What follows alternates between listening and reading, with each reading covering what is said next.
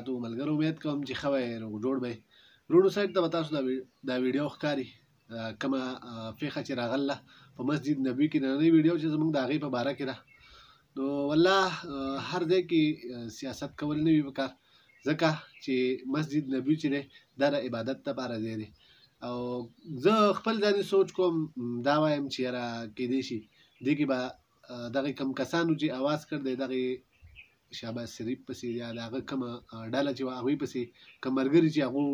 د هغو پسې چې کوم اواز کړ دی نو دا به هم کمتر به پکې داسې څوک وي چې هغه به پنجابي وي خو زما یقین نه کېږي په دې کې به هم اکثریت د پښتنو وي نو پښتنو وروڼو کله هم داسې څه کول نه وي پکار ځکه چې دغه د عبادت ځای دی او بل که موږ وګورو موږ په دې ملک کې چې کوم حالات روان کړ دی کوم حالات روان دی نو دا ډیر غلط روان دی او ټیک نه دی سیاست کول په خپل ځای باندې او د علاقې د خپل د ملک د مشرانو خیال ساتل چې دي زه دا وایم چې دا ډیر لازمي دي او بل اهمه خبره دا ده په دې باندې چې کم خلک خوشحالیږي چې یاره دا ټیک شوي دي نو زما په نظر دا د مسجد نبوي بې حرمتي کړې ده په هغې کې داسې اوازونه کول نو پکار ځکه چې دغه د عبادت ځای دی او د عبادت په ځای کې خلک عبادت کوي د الله تعالی نه سوالونه کوي خو چونکې سیاست او ناربازي دا هیڅکله هم نه کوي او بله یو اهمه خبره به دا وکم د هر سیاسي مشر کوم چې دی د هغې قدر کول پکار دي که هغه عوامي نیشنل پارټۍ والا اسفندیار ولي یا زرداري یا شهباز شریف یا دغسې نور هر یو چې خو د دو عزت کول پکار دی ځکه چې دا د ملک مشران دي او موږ چې کوم حالات جوړ کړ دی په سوشل میډیا باندې یا موږ په ریل لایف کې کوم بحث شروع کړ دی والله دا د هوش او د عقل نه ډېر بهر دی او ما دا هم اورېدلي دغې کومو کسانو چې دا اوازونه کړي دي په دې مشرانو پسې نو هغوی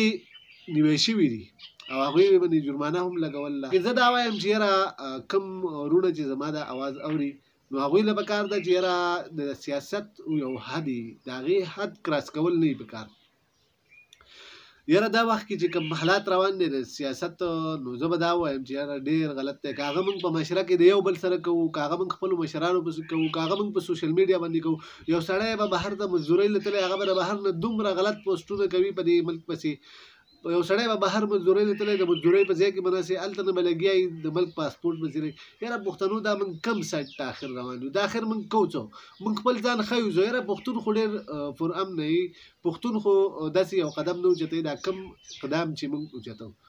نو زه خپلو هغې وروڼو ته وایم کوم وروڼه چې په سیاست کې دومره ژور روان وي یا دومره تر حده روان وي چې یاره هغې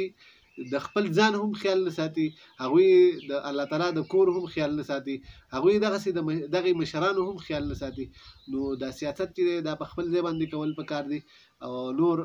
پاتې شوه